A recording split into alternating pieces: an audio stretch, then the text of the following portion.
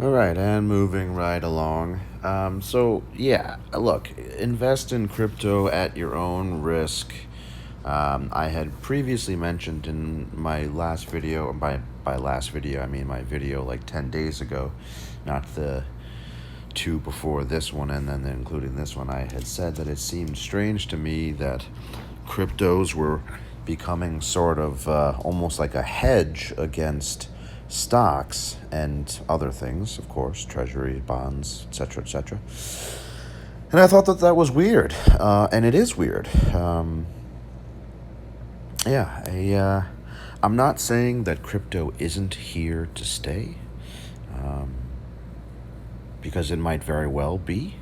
I just don't foresee it being a hedge against inflation or anything for that matter. A lot of people were seemingly buying it as a hedge against inflation. And I'm not an economist, I'm not an econ major. Admittedly, what little I do know, I have learned myself, either from watching, reading, talking um, with people far smarter and more intelligent and more and better educated than I am in matters of finance, or if you are Jim Cramer, finance. I'm sorry. I think that I am not going to jump on the crypto hype train. That's not my MO. It's not how I invest. It's not how I try to make money. My dear friend Roxel loves to make fun of me that I invest like an 80-year-old man. And in fairness, I kind of do. But I have always been and likely always will be of the opinion that slow and steady wins the race. And that's why I do like a lot of mega cap value stocks, because they are extremely stable, extremely safe, generally have very, very good cash flows, good revenues, um, good earnings, decent dividends, because it's not hard to make money if you've been investing even for the last, like when I started in 2009. So for the last 12 years, no, is that 12 years? Yeah, 12 years. The last 12 years. If you take out the money, Roxy's playing with her squeaky toy, which almost doesn't squeak anymore because she's just like kind of punctured it. All right, enough, you. Not you, Rose. You're perfect. Um, Even for the last 12 years, if you take out of consideration the money that I did inherit and then put to work, I've still made a shit ton of money on my tried and true boring ass old man dividend investing. Um, no misunderstanding, a good chunk of that does come from price appreciation. When I first started investing in the market, the Dow was about 9,000 and it is 34,000 now. So even if, look, and of course, the Dow is not a barometer for anything, really, at least not to any rational investor. So I do grant that. But if you think about it, if I mirror the averages, the benchmark index, the S&P, right? And you can do this if you have an investment account, you can uh, match your portfolio performance against something like the S&P PR or S&P TR, S&P PR price return, S&P TR total return. That includes like dividends and stuff like that. So you can match your portfolio performance against that, the S&P PR and TR. Roxy, generally speaking, the S&P TR is going to be higher because that includes, like I said, reinvested dividends. But if you can beat the S&P PR and or the S&P TR, price return and total return, like I said, if you can beat that, or if you are beating that, then you're in good shape. if you are not beating at least the S&P price return, you're better off just buying a spider or changing your investment strategy, because that if you're underperforming the S&P price return, the PR, then you are making less money the way you're investing than you could be if you just bought the S&P, put all of your money into the S&P spider, because the S&P spider yields like 2%. The S&P dividend aristocrat ETF, like I said, yields 3%. So if you cannot beat the S&P price return in a calendar year, then you need to rethink what you're doing, because you'd be better off just mirroring the S&P and matching the S&P price return. Yeah, and some of my friends, because I gauge my performance, versus the S&P daily. A number of my friends, I will text. I'd be like, well, I beat the S&P by this much of a percentage point or whatever, right? And some of my friends are like, oh, that's good. And some of my friends, namely Pawsy D, he's like, you can't do that. You can't compare it every day. He and I disagree here. Is it maddening to try and compare your performance on a daily basis compared to the benchmark index? Is it maddening? Yes, it absolutely can be.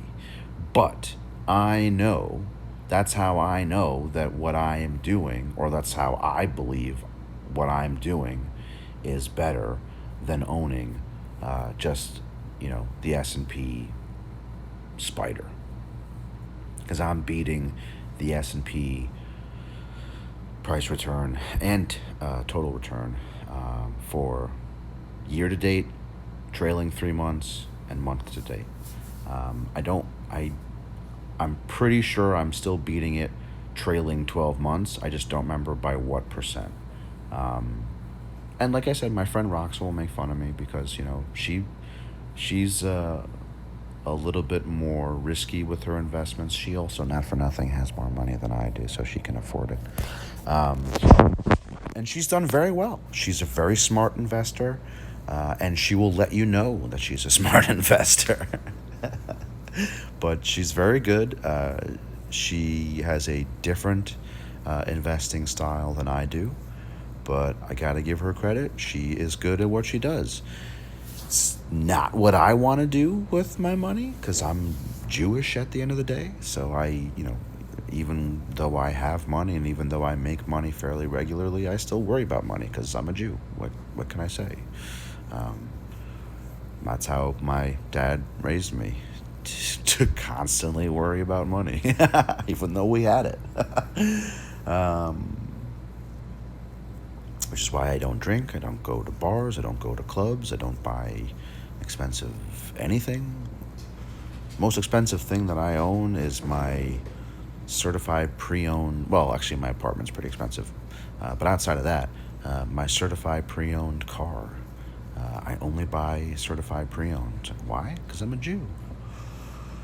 Oh, one of my dogs took a dump and it smells like shit, unless it was you, Rosie. Yeah, Rosie just farted. Good God, Rose, you need to go to the bathroom. Oh my God. All right, I'll take you for a walk after this. Okay, sweet dog. Yeah, you're very sweet. I'll take you for a walk after I record this video. So yeah, that's how I feel about many things. Thank you for sticking with me in this 3-part series on the tumultuous markets and then the even more tumultuous crypto markets. Yeah. Look, again, and I've said it before, I'm not saying there isn't money to be made in crypto. There absolutely is. Unequivocally there is. It's just not the kind of roller coaster ride that I want to be on. It's just not for me, and it's not for the faint of heart. That is for sure. Please, for the love of all that is holy, do not put your life savings into crypto expecting to double it, because A, that's never smart no matter what you're investing in. B, probably not going to happen. By the way, you like how I got absolutely rocked against this Akbar team? Rocked. Um, yeah, so that's where I am. I still think that a pullback is possible in all the markets, really. I haven't looked at commodities, but someone said anecdotally that some of them are coming back to earth a little bit.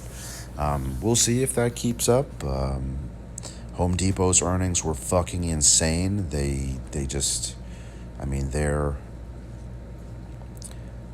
increases in inventory and sales were all just absolutely astronomical, and they still went down in after earnings, probably because they did not give forward guidance. Markets and analysts do not like when a company is apprehensive or reticent even to talk about forward guidance, because that implies fairly that they're unsure what's going to happen next. And people, the markets especially, do not like unsure things. They do not like uncertainty. Um, but I still own a lot of Home Depot. It's one of my biggest holdings. My biggest holdings right now are probably not necessarily in this particular order: Home Depot, Microsoft still, J.P. Morgan, maybe Disney, and either Costco or Waste Management, maybe. Might still be Costco. Um, all pay dividend with the exception of Disney. They used to pay a dividend. They cut it because of COVID. I do think that it will start to come back. Probably not this year. More likely next year, Disney will reinstate their dividend. I don't think it's going to happen this year. They just lost way too much money with the parks being closed for forever, or being at extremely limited capacity for forever. And movie theaters are just now opening up. So yeah, Disney understandably cut their dividend, suspended their dividend actually. But I think that they will bring it back and come back as more things open up. All right.